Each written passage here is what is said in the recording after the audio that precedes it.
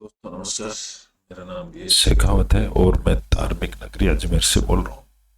दोस्तों रोज की तरह आज भी मैं टाइम्स ऑफ इंडिया अखबार का एक आर्टिकल आपके सामने लेके आया हूँ और आज के न्यूज़पेपर का मेन हेडिंग है जो थोड़े से मोटे अक्षरों में लिखा होता है, supreme court to government.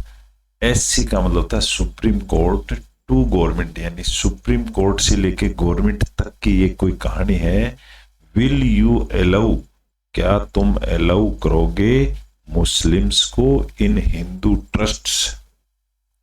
Supreme court ने गवर्नमेंट से पूछा है कि क्या तुम अलाउ करोगे मुस्लिम्स को इन हिंदू ट्रस्ट से। अब इनका जवाब इन्होंने दिया नहीं दिया ये सब बात की बातें हैं। हमारा मकसद ये है कि हम इंग्लिश टू हिंदी ट्रांसलेट करें, इंग्लिश भाषा को हम समझ जाएं, इंग्लिश न्यूज़पेपर को कैसे पढ़ते हैं ये हमें प्रैक्टिस करनी है।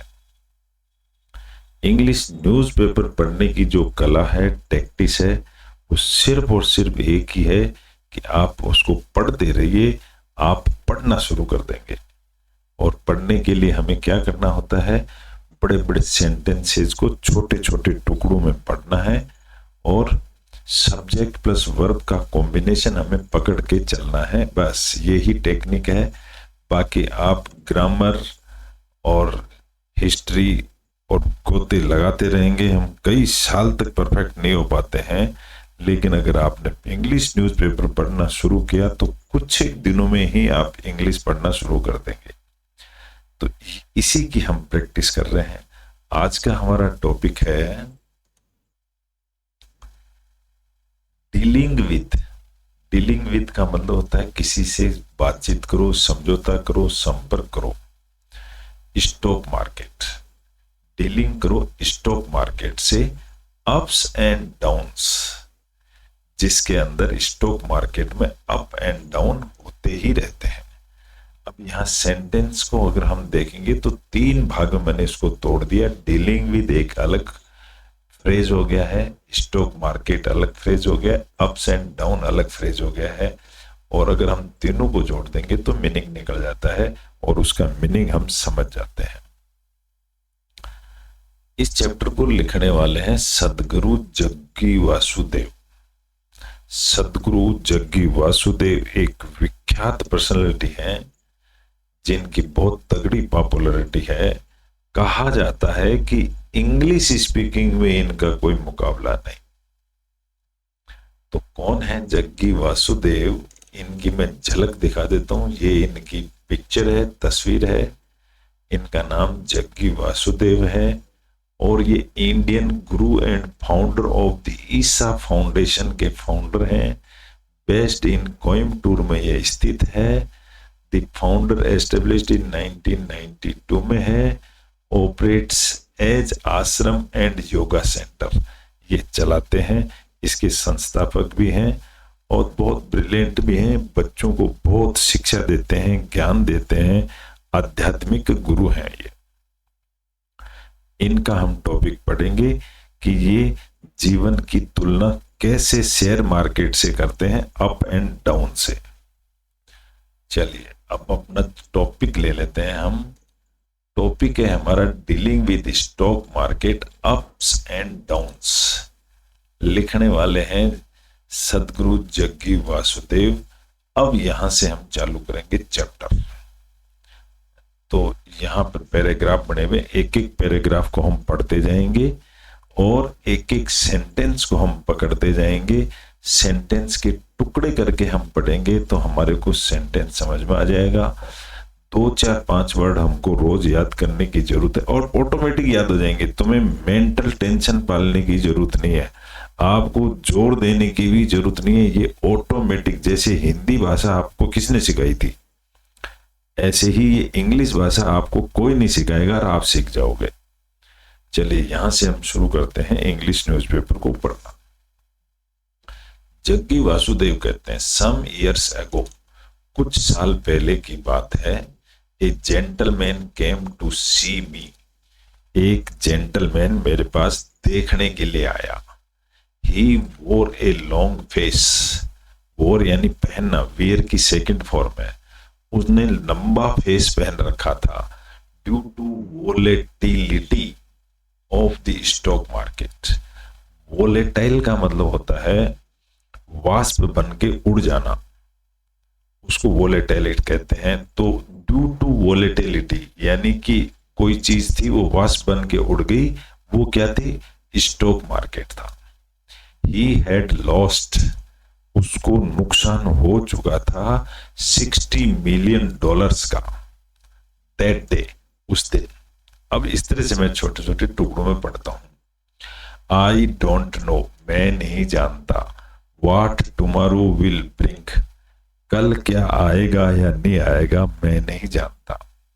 The uncertainty is bothering me, uncertainty का मतलब होता है अनिश्चितता मुझे बोदरिंग कर रही है। ही सेड, जो आगंतुक आया था उसने कहा। आई टोल्ड हिम, मैंने कहा। ये जग्गू वासुदेव कह रहे हैं, डोंट वरी, चिंता मत करो। The best thing about tomorrow, जो कल की अच्छी चीज है, इज दैट, क्या है वो? इट नेवर कम्स, ये सबसे बढ़िया सूत्र है कि वो कल कभी नहीं आने वाला। My intention was not to trivialize, trivialize का मतलब होता है उसको बहुत हल्के में लेना। मेरा इंटेंशन ये नहीं था कि मैं उसको बहुत सूक्ष्म बना दूं और फिलोसोफाइज, फिलोसोफाइज का मतलब होता है उसकी दर्शन शास्त्र अलग तरह का कर दूं, ऐसा मेरा इरादा नहीं था। फिलोसोफिलाइज हिज लॉस, उसके लॉस को मैं अलग ही कोई दृष्टि दे दूं, ऐसा भी मेरा उद्देश्य नहीं था। But once you allow your happiness, अगर एक बार आप अपनी खुशी को अलाउ करते हो टू बी एंटायरली डिटरमाइंड, दृढ़ पक्का निश्चय करके, by stock market, stock market के द्वारा, पॉलिटिक्स के द्वारा या रिलेशनशिप के द्वारा, और एनीथिंग एक्सटर्नल या किसी भी चीज के द्वारा, इट विल ऑलवेज रिमेन, तो वो बनी रहेगी। क्या बनी रहेगी? प्रीकेरियस।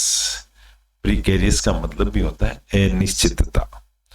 तो अगर आपने एक बार, if you allow your happiness to be entirely determined, अगर आपने खुशी पैदा कर दी तो वो हमेशा बनी रहेगी प्रीकेरियस। प्रीकेरियस का मतलब अनिश्चित बनी रहेगी। दिस इज ट्रू, ये बिल्कुल सच्ची बात है फॉर मोस्ट पीपल, ज्यादातर लोगों के लिए। इफ स्टॉक मार्केट क्रैशेज, क्योंकि यहाँ स्टॉक मार्केट सिंगुलर है इसलिए यहाँ एस आया है। अगर स्टॉक मार्केट क्रैश हो जाता है, देयर लाइफ प्लमेट्स, प्लमेट का मतलब होता है नीचे गिर जाना या डाउनफॉल आना, और तो जिंदगी डाउनफॉल आ जाती है इनटू ग्लूम, ग्लूम यानी अंधेरा, अंधेरे में आ जाती है।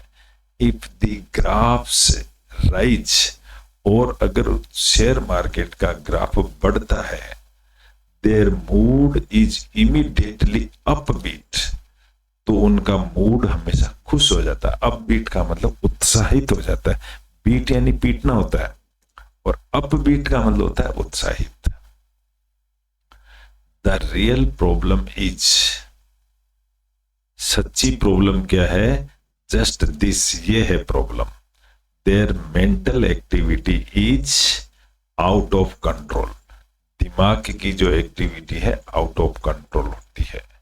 इफ दे आर स्ट्रेस्ड, अगर कोई भी आदमी स्ट्रेस में जीता है, तनाव में जीता है, बाय अनसर्टेनिटी, अनिश्चितता की वजह से, life is not the problem.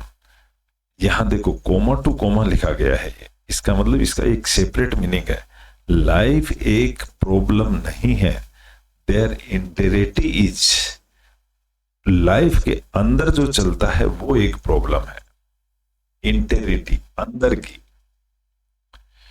We are living, हम जी रहे हैं through intense economy.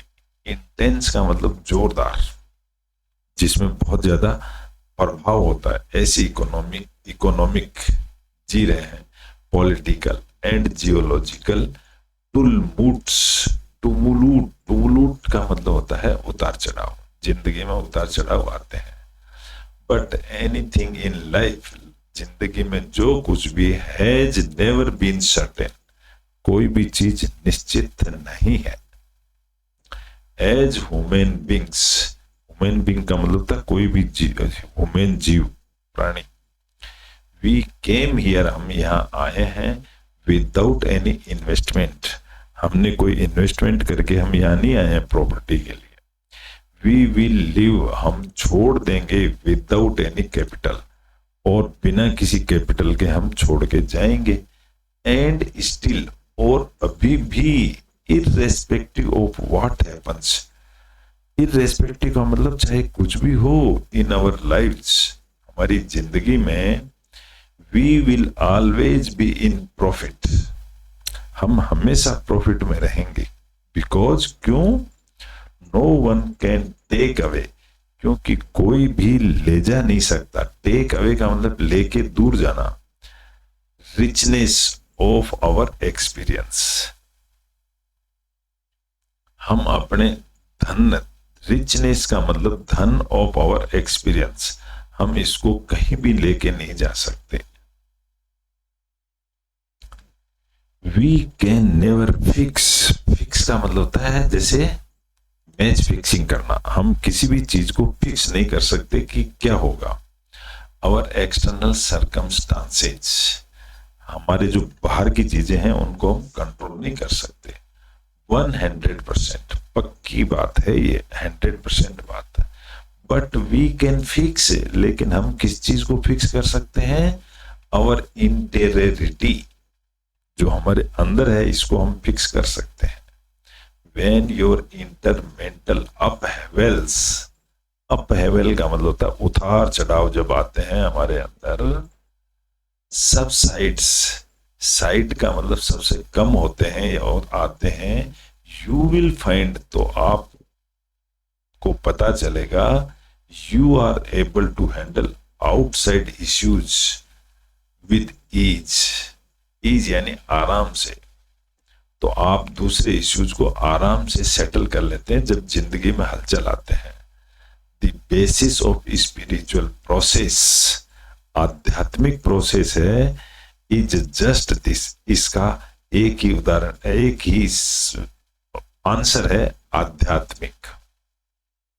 Attending to your subjectivity, आपको अपने आप की सब्जेक्टिविटी को अटेंड करते हुए, before attempting to change objective aspects of life, और जिंदगी में भी कई पहलू आते हैं, एस्पेक्ट का मतलब होता है पहलू, उनको बदलते हुए, योग can create a little space, yoga है ना ये, इसका बड़ा महत्व है, between you and your body, आप में और आपकी बॉडी में, यू एंड योर माइंड, आप में और आपके माइंड में, यू एंड द वर्ल्ड, आप में और संसार में, योग का बड़ा महत्व है। दिस स्पेल्स, यह बताता है, the end of suffering, and का मतलब होता है किनारा, एंड खत्म हो जाना, दुख का किनारा यही बताता है। कौन बताता है? योग। वंस योर इंटेरिटी, एक बार आपके अंदर की, is in a non compulsive, जब ये एक नॉन कंपल्सिव बन जाती है, क्या चीज? कॉन्शियस स्टेट, आपकी अंतरात्मा की स्थिति, your life is your own, तो आपकी जिंदगी आपकी खुद की हो जाती है। यू नाउ डिसाइड, अब आप ही डिसाइड कीजिए, नेचर ऑफ योर एक्सपीरियंस, अपने अनुभव का आप ही डिसाइड करें। व्हाट यू एक्सपीरियंस, आप जो कुछ भी एक्सपीरियंस करते हैं, व्हाट का मतलब आप क्या करते हैं, मे नेवर बी कंप्लीटली, वो कभी भी कंप्लीट नहीं है, इन योर हैंड्स, वो आपके हाथों में नहीं है, but how you experience it, लेकिन तुम इसको कैसे लेते हो, मोस्ट डेफिनेटली वो आपके साथ रहता है। वंस ए रैबिट, रैबिट यानी खरगोश, एक बार एक रैबिट वाज रोम्पिंग अराउंड, रोम्पिंग उछल कूद कर रहा था, इस रोम्पिंग का मतलब होता है उछल कूद, दी कंट्री साइड यानी गांव में, शहर में नहीं, when he heard a frog croaking, croaking का मतलब होता है टरटराना, फ्रॉग क्या करता है, टरटराता है, जब उसने मेंढक की टरटराहट सुनी, इन डिस्ट्रेस, डिस्ट्रेस यानी संकट में, ए फ्रॉग हैड फॉलन, एक फ्रॉग एक मेंढक गिर गया, इनटू ए पिट, एक खड्डे में गिर गया, and could not get out, और उस खड्डे से बाहर नहीं निकल पा रहा था मेंढक, देन रैबिट टोल्ड, तो चूहे ने बोला उसको, हिम टू वेट, थोड़ा ठहरो, इंतजार करो, while he went to procure a ladder, और जो खरगोश था वो एक लेडर का मतलब था सीढ़ी लेने चला गया, कि बोला मैं सीढ़ी लाता हूं, सीढ़ी के द्वारा तुम बाहर आ जाना।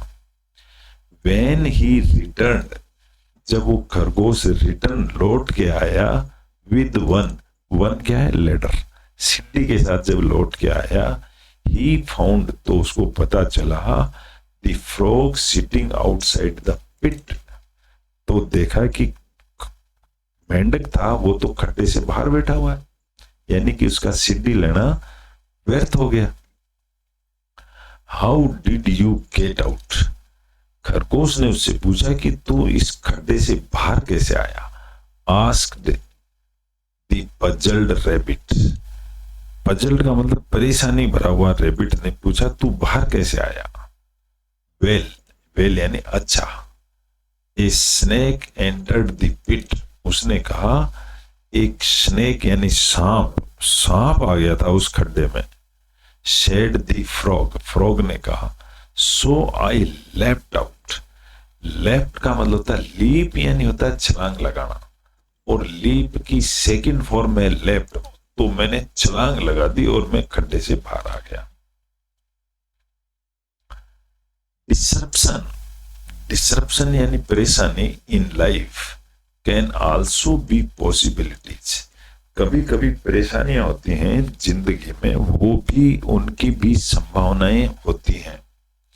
When life seems stable, जब जिंदगी में सब कुछ स्थापित लगता है, स्टेबल यानी सेट किया हुआ, थिंग्स आर एट स्टेटस क्वो, तो सारी जो चीजें होती हैं वो भी स्टेटस बिल्कुल सेट रहती है, क्वो का मतलब होता है दोनों चीजें, बट व्हेन यू एक्सपीरियंस, जब आपको अनुभव होता है, लाइफ्स इनस्टेबिलिटी, जिंदगी की परेशानियों का, यू हैव द अपॉर्चुनिटी, तो आपके पास एक मौका आता है, to leap into another dimension, leap का मतलब छलांग लगाने का दूसरे डायमेंशन के अंदर, यानी दूसरे एरिया में, बिकॉज योर लाइफ डिपेंड्स, क्योंकि जो जिंदगी है वो डिपेंड करती है ऑन इट, इसके ऊपर कि तुम क्या करते हो।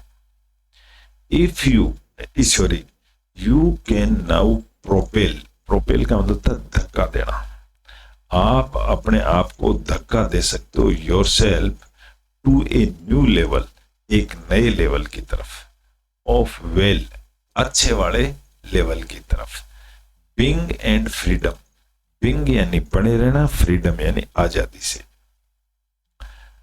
Wanting to know the result of a game, एक गेम का रिजल्ट जानने के लिए in advance, makes you a match fixer, तो आप एक मैच को फिक्स कर दो, फिक्स कर दो मतलब जीत और हार पहले से फिक्स कर दो, दैट इज ए क्राइम, तो ये एक दुशासन होगा, एक पाप होगा, क्राइम यानी पाप।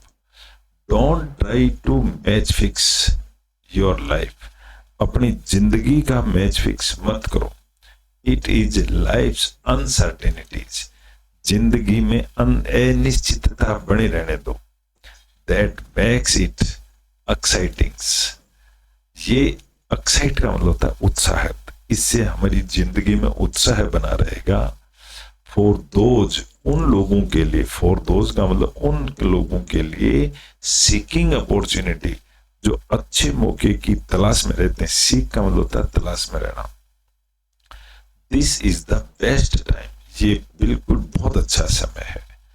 विद विजन, विजन यानी दृष्टि से जो हम देखते हैं, अनसर्टेनिटी कैन बी ट्रांसफॉर्म्ड, जो ये अनिश्चितता है ये ट्रांसफर हो सकती है इनटू ए ट्रेमेंडस पॉसिबिलिटी, बहुत ही जोरदार पॉसिबिलिटी में ये टर्न हो सकती है अनिश्चितता।